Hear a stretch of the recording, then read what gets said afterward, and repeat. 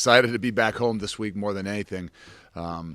It's tough starting on the road, but regardless of that to be back in Nippert Stadium, obviously with the student body, the student section, city and the community is something for us. I think is really exciting. It's been a while. It's been quite a while, and so first game back at home is something that we've been kind of waiting for. Last week obviously was a tough loss on the road more than anything, but as we look at ourselves, and we know, we didn't play well enough to win a football game. We didn't play sound enough. We didn't play clean enough. Any of those three things could have been some of the biggest factors in losing, and especially on the road against obviously a good football team. All triple options pose a lot of problems.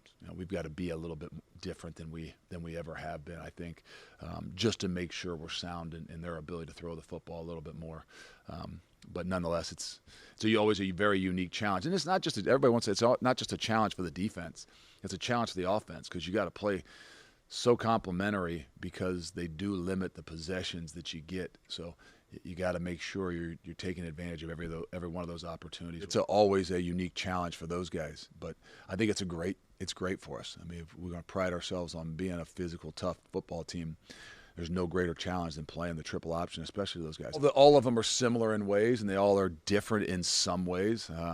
They would, statistically, you would look at them and they throw the ball more than what a Navy has done or an Army has done when we've played them. So, they've only got one game under their belt from this year. Obviously, last year they got a lot of games, 11-2, made a heck of a run in the playoffs.